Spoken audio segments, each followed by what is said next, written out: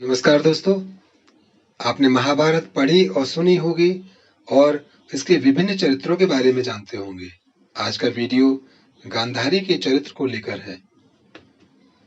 अगर आप मेरा वीडियो पहली बार देख रहे हैं और सब्सक्राइब नहीं किया तो प्लीज सब्सक्राइब कीजिए और वीडियो अंत तक देखिए। महाभारत के स्त्री पात्रों में सत्यवती, कुंती या द्रौपदी की तुलना में हमें गांधारी के बारे में कम ज्ञात है। हम सत्यवती का शांतनु के साथ विवाह एवं उस कारण ली गई भीष्म प्रतिज्ञा के बारे में जानते हैं। कुंती का विवाह पूर्व मां बनना और द्रौपदी के जन्म की कथा भी जानते हैं। गांधारी से हमारा परिचय तब होता है जब पितामह भीष्म हस्तिनापुर के कार्यकारी राजा और पांडु के ज्येष्ठ भ्राता धृतराष्ट्र का गांधारी के साथ विवाह का प्रस्ताव लेकर गांधार नरेश के पास जाते हैं। गांधार के सुबल नामक राजा की एकमात्र कन्या थी गांधारी। 100 भाइयों की एक बहन और वह गौर वर्ण की अति सुंदर कन्या थी।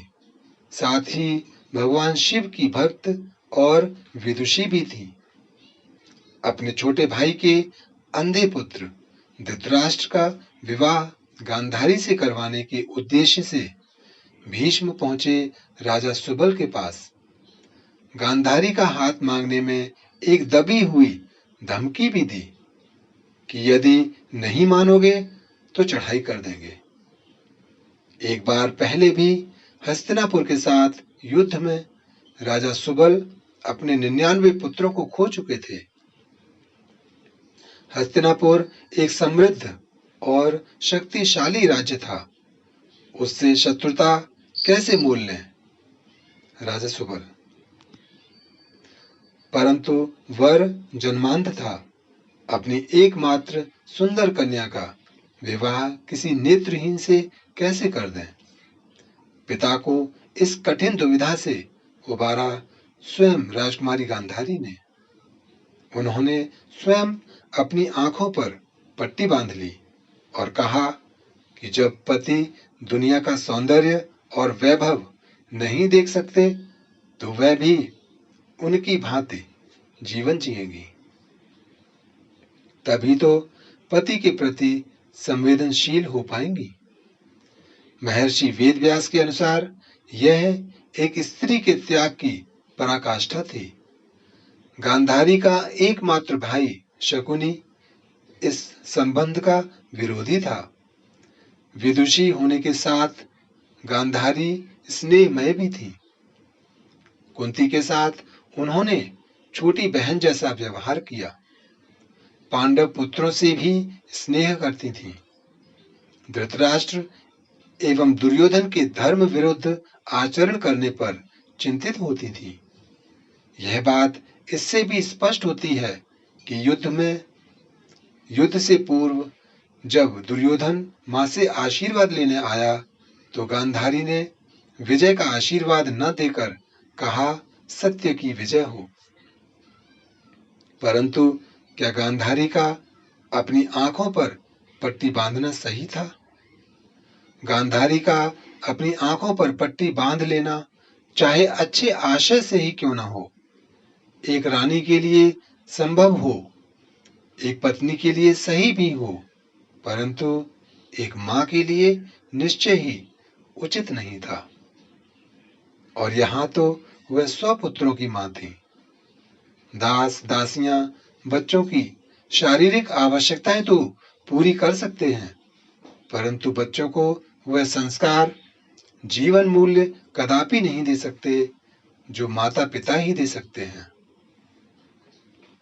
गुरुओं ने हर प्रकार से उन्हें उच्च शिक्षा दी, परंतु जो संस्कार माता पिता दे सकते थे वह कौन देता। पिता देखने में असमर्थ थे ही, मां ने आंखें होते हुए भी देखने से इनकार कर दिया। माता पिता दोनों ही दृष्टिहीन अपने पुत्र में पनपते वैर को नहीं देख पाए।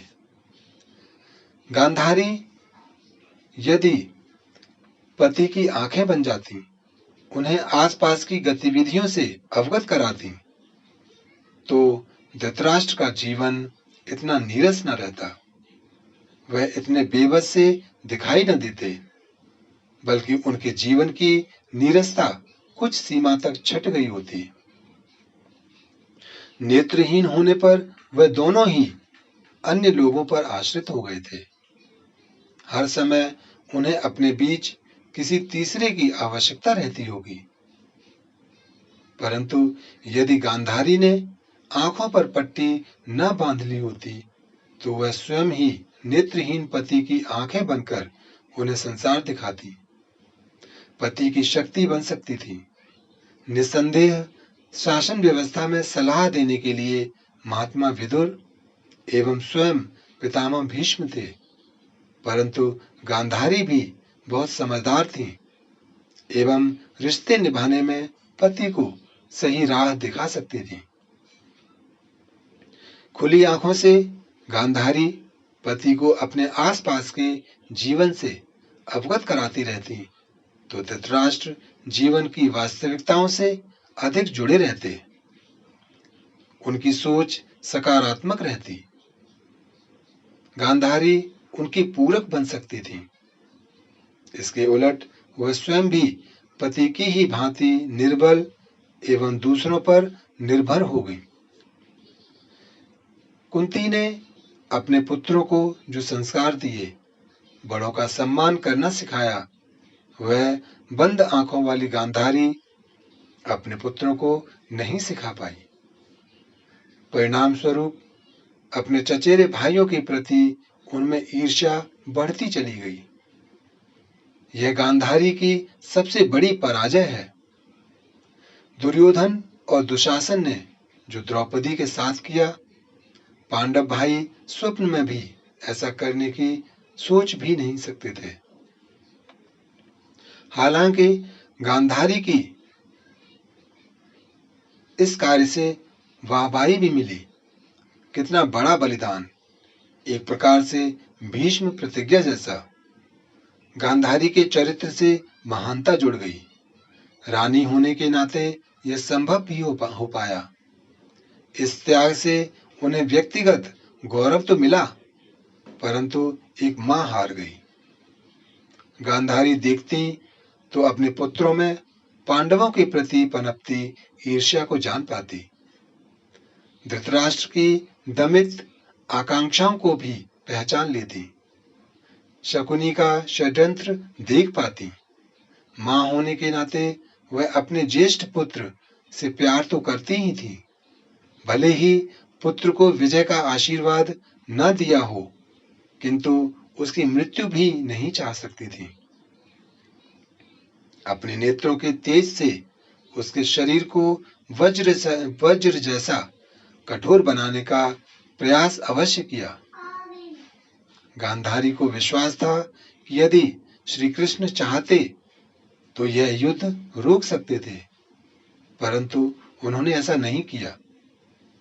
अतः उन्होंने श्री कृष्ण को शाप दिया, जैसे कुरुवंशियों का नाश हुआ, वैसे तुम्हारे कुल का भी नाश हो। गांधारी ने तो अपनी इच्छा से अपनी आंखों पर पट्टी बांधी थी, कोई बाध्यता नहीं थी।